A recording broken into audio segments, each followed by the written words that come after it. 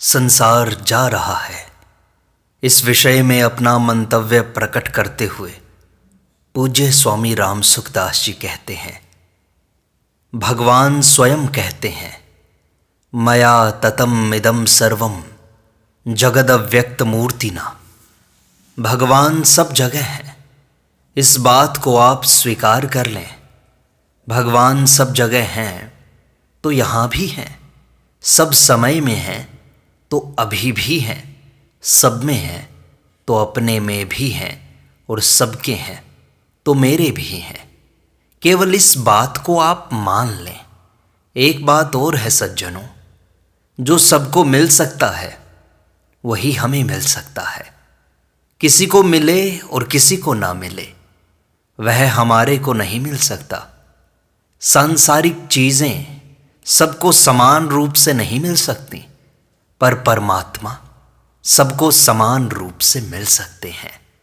पहले वेद व्यास जी, शुकदेव जी, सनकादिक आदि बड़े बड़े महापुरुषों को जो परमात्म तत्व मिला है, वही परमात्म तत्व आज भी मिलेगा। अभी वर्तमान में किसी महापुरुष को जो तत्व मिला है, वही तत्व हमें भी मिलेगा। कारण कि परमात्मा सब जगह है, सब समय में है, सब में है और सबके हैं। वे परम दयालु हैं और सर्वसमर्थ हैं। इस प्रकार उनको मानकर उनके नाम का जप करें और साथ साथ यह कहें कि हे नाथ, प्रकट हो जाओ। जैसे बालक अपनी माँ के लिए व्याकुल हो जाता है कि माँ कब मिलेगी, ऐसे ही हम उनके लिए व्याकुल हो जाएं कि हे नाथ, आप कब प्रकट होंगे, आप कब मिलोगे। आप यहाँ हैं, मेरे में हैं, मेरे हैं और फिर मैं दुखी हो रहा हूँ। हमने संतों से सुना है कि जो परमात्मा की सत्ता को दृढ़ता से स्वीकार कर लेता है कि परमात्मा है, तो उसको परमात्मा मिल जाते हैं। परंतु साथ साथ संसार की सत्ता को मानते रहने से परमात्मा की प्राप्ति में देरी लगती है। वास्तव में संसार है नहीं, मिट रहा है। यह बात विशेष ध्यान देने की है। यह बात मैं बहुत बार कहता हूँ। बहुत बार कहने का मतलब है कि आप इसको पक्की मान लें। यह संसार एक क्षण भी टिकता नहीं है, हरदम नष्ट हो रहा है। जितने भी प्राणी जी रहे हैं, वे सब के सब मौत की तरफ जा रहे हैं, मर रहे हैं। हम कल जितने जीते थे, उतने आज जीते हुए नहीं हैं। 8 पहर हमारा मर गया, अर्थात मरना नज़दीक आ गया। हमारे जीने का समय 24 घंटा बीत गया।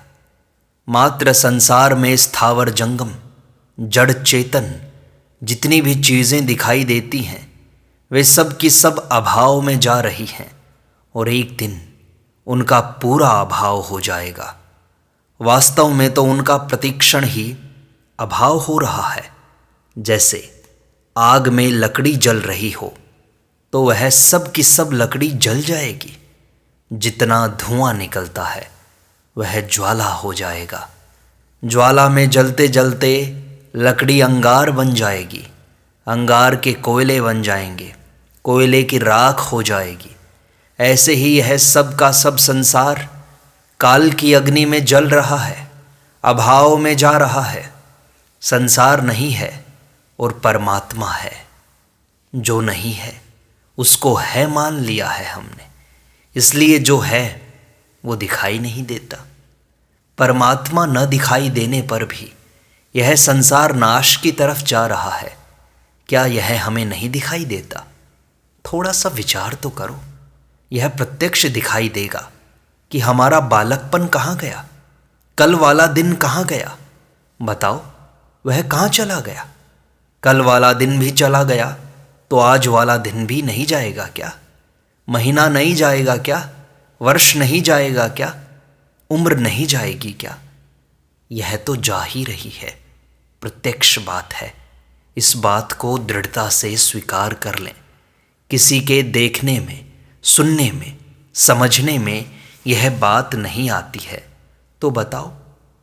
फिर एक श्रोता ने पूछा, स्वामी जी, आपने यह कहा कि परमात्मा की सत्ता को मान लो तो परमात्मा मिल जाएंगे, प्रकट हो जाएंगे। ऐसा हम मान ही रहे हैं, फिर हमारे मानने में भूल कहाँ है? इस पर स्वामी जी ने समझाया, याद रखने में भूल होती है, मानने में भूल नहीं होती। दो बातें हैं, एक याद रखना, स्मरण रखना, और एक उस बात को स्वीकार करना, मान लेना। जैसे यह गोविंद भवन है, यह कलकत्ता है, ऐसा मान लिया तो इस माने हुए में भूल नहीं होती। माने हुए की भूल तब मानी जाएगी कि यह गोविंद भवन नहीं है, यह तो कोई सरकारी ऑफिस है, ऐसा मान लें। यह कलकत्ता नहीं है, यह तो बंबई है, ऐसा मान लें तो भूल गए। याद न रहने से भूल नहीं होती। जैसे भगवान के नाम का जप करते हैं और वह छूट जाए तो यह कहने की भूल है, मानने की भूल नहीं है। स्वामी जी, तो फिर परमात्मा दिखाई क्यों नहीं देते? स्वामी जी इस पर कहते हैं, न दिखाई देने में मुख्य आड़ यह है कि हम जानते हैं कि संसार का प्रतिक्षण नाश हो रहा है, फिर भी इसको स्थायी मान लेते हैं हम। एक संत खड़े थे नदी के पास, तो किसी ने कहा कि देखो महाराज, नदी बह रही है। संत बोले कि जैसे नदी बह रही है ऐसे ही इस पुल पर आदमी भी बह रहे हैं और यह पुल भी बह रहा है। कैसे? जिस दिन पुल बना था उतना नया आज है क्या? उसका नयापन बह गया ना। नयापन बह गया और पुरानापन आ गया। जब सर्वथा पुराना हो जाएगा तो गिर जाएगा। वास्तव में वह जब से बना तभी से उसका गिरना, नष्ट होना शुरू हो गया। ऐसे ही मनुष्य भी बह रहे हैं। जितनी उम्र बीत गई उतने तो वे मर ही गए और अब भी प्रतिक्षण मर रहे हैं। इस प्रकार यह जो संसार प्रतिक्षण नष्ट हो रहा है, इसको है मान लेते हैं। यही कारण है कि वे जो प्रभु हैं वे दिखाई नहीं देते।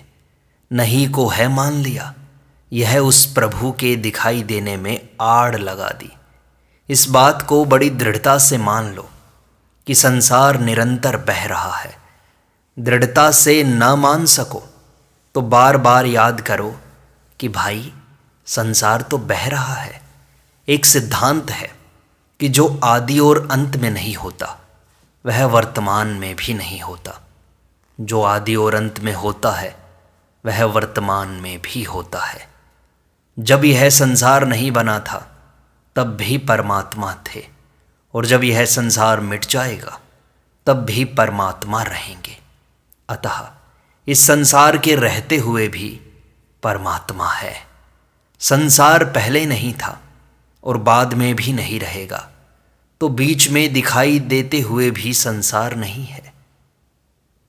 कारण कि बीच में दिखाई देते हुए भी वह प्रतिक्षण नहीं में जा रहा है।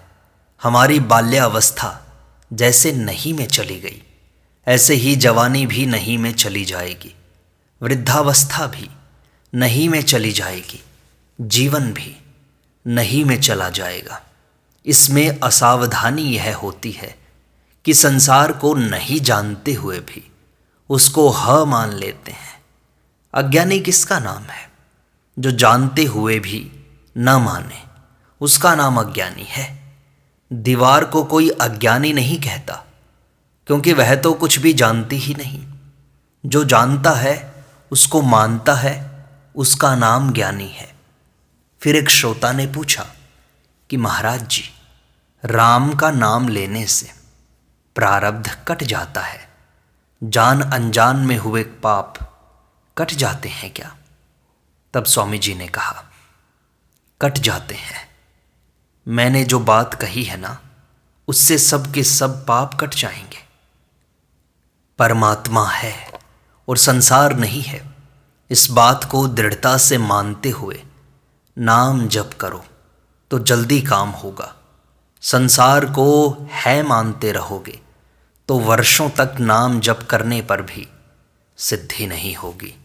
नाम जप निरर्थक नहीं जाएगा, परंतु प्रत्यक्ष उसका फल नहीं दिखाई देगा। परमात्मा है, यह तो हम शास्त्रों से, संतों से सुन करके मानते हैं, परंतु संसार प्रतिक्षण नाश की तरफ जा रहा है, यह तो प्रत्यक्ष दिखाई देता है। अगर इस बात को मान लें कि जो दिखाई देता है वह संसार है नहीं, तो संसार का ज्ञान हो जाएगा। अगर संसार को है मानते हैं तो संसार का ज्ञान नहीं हुआ है। संसार का ज्ञान होने से परमात्मा का ज्ञान हो जाएगा, और परमात्मा का ज्ञान होने से संसार का ज्ञान हो जाएगा। संसार अभाव की तरफ जा रहा है, नष्ट हो रहा है। यह जागृति हर दम रहनी चाहिए। यह बहुत बढ़िया साधन है। यह सब तो जा रहा है, ऐसी सावधानी रखते हुए नाम जप करो। ये शरीर, इंद्रियां, मन, बुद्धि, यह जबान, यह जप सब जा रहा है, पर जिसके नाम का जप कर रहे हैं वह जाता ही नहीं कभी। वह तो हमेशा रहेगा ही। उसी का जप कर रहे हैं, उसी को याद कर रहे हैं। महाराज जी, यह संसार जा रहा है, ऐसा कहने से जागृति हो जाएगी क्या? स्वामी जी इस पर कहते हैं, ऐसा कहने से जागृति नहीं होगी, भीतर मानने से जागृति होगी। अगर परमात्मा को और संसार को जानने की सच्ची नीयत है तो ऐसा कहने से भी वह बात मानने में आ जाएगी। परमात्मा अविनाशी है और संसार नाशवान है। इसको जानने के उद्देश्य से आप बार बार कहोगे तो भी जागृति हो जाएगी, परंतु जो बात वर्तमान में काम ना आए उससे क्या लाभ? यह जो बात मैं कह रहा हूँ, इस बात को आप दृढ़ता से मान लो तो यह वर्तमान में काम आएगी। आज एक दिन मान कर देख लो। इसको सजग होना, जागृत होना ही कहते हैं। एक दिन सजग रह कर देखो। संतों की वाणी में आता है, दिल में जागृत रहिए बंदा, और जागृत नगरी में चोर न लागे। झक मारेला जमदूता, जाग्या गोरखनाथ जग सूता। जागृत रहने वाले को यमदूत नहीं मार सकेगा, वह शरीर को मारेगा। तो शरीर पहले से ही मर रहा है, यमदूत क्या मारेगा इसको बताओ। गीता में आया है, इहैव तैर्जितः सर्गो येषां साम्ये स्थितम मनः। समरूप परमात्मा में जिनका मन स्थिर हो गया, उन्होंने मात्र संसार को जीत लिया। वे विजयी हो गए, उनके सामने संसार हार गया। जो मर रहा है वह संसार हमारा क्या बिगाड़ सकता है? आप कृपा करके इस बात को मान लें। मेरे रुपए हैं, मेरा घर है, मेरा परिवार है, मैं ऐसा हूँ, मैं ऐसे कर दूंगा। अरे तू मर रहा है, क्या कर देगा? शरीर तो मर रहा है, इसमें जो रहने वाला है वह परमात्मा का स्वरूप है। इस जागृति को आप रखो तो सच्ची निहाल हो जाओगे, इसमें संदेह नहीं है। बड़ी सीधी, सरल और सुगम बात है। बताओ क्या कठिनता है इसमें? आपका, हमारा जो शरीर है, यह शरीर पहले ऐसा नहीं था। यह सबका अनुभव है। जितना जी गए उतना तो मर गए। भाई बुरा न मानना, सच्ची बात है ये। मरना शब्द बुरा लगता है, बुरा लगे चाहे भला लगे। सच्ची बात है कि जितना हम जी गए उतने दिन तो हम मर ही गए। मर गए ही नहीं, मर रहे हैं। कल जितनी उम्र थी आज उतनी उम्र नहीं है। इस बात की जागृति रखो। महाराज जी, परमात्मा क्या अभी अभी प्राप्त हो सकते हैं क्या? स्वामी जी कहते हैं, अभी अभी, इसी क्षण हो सकते हैं। देखो, परमात्मा की प्राप्ति में देरी नहीं लगती। अपनी जो पकाई हुई धारणा है उसको दूर करने में देरी लगती है। अर्थात यह मेरा शरीर है, मेरा धन है, मेरा घर है, मेरा कुटुंब है, इस तरह जो अपना नहीं है उसको अपना मान लिया, उसको दूर करने में देरी लगती है। संसार नहीं है, इसकी याद न आना दोष नहीं है, संसार को सच्चा मान लेना दोष है। जैसे याद न करने पर भी हम कलकत्ता में हैं, यह बात भीतर पक्की बैठी हुई है, ऐसे ही स्त्री पुत्र इत्यादि अपने हैं, यह बात भीतर बैठी हुई है। वही परमात्मा प्राप्ति में आड़ लगा रही है। परमात्मा तो मौजूद हैं, फिर उसके मिलने में देरी क्या है? जो मौजूद नहीं है उसको मौजूद मानकर मन ने पकड़ रखा है जोर से, यही देरी का कारण है बस। महाराज जी, जो दिखाई नहीं देता उस परमात्मा को हम कैसे मान लें? स्वामी जी ने कहा, भाई मैंने पहले ही बात कह दी कि आप परमात्मा को भले ही मत मानो, पर संसार प्रतिक्षण नष्ट हो रहा है, यह तुम्हें दिखाई देता है कि नहीं? दिखाई देने पर परमात्मा को मान लेंगे, यह बड़ी भारी गलती है, मामूली गलती नहीं है। जो दिखाई देता है उसको मानते हैं, यही गलती है। जो दिखता है वह तो टिकता ही नहीं, वह तो प्रतिक्षण जा रहा है, मिट रहा है, नष्ट हो रहा है। आज इसी बात को दृढ़ता से मान लो, आज यही पाठ पढ़ लो। जो दिखाई नहीं देता उसको कैसे माने? यह समझदार आदमी का प्रश्न नहीं है। समझदार आदमी का प्रश्न तो यह होता है कि जो दिखाई देता है उसको हम कैसे माने, क्योंकि वह तो एक क्षण भी ठहरता नहीं है। संसार नेत्रों से तो रहता हुआ दिखाई देता है और अक्ल से बहता हुआ दिखाई देता है। अतः अक्ल से खुदा पहचानो। यह आज अक्ल ले लो कि जो दिखाई देता है वह संसार सच्चा नहीं है, यह तो प्रतिक्षण नाश को जा रहा है।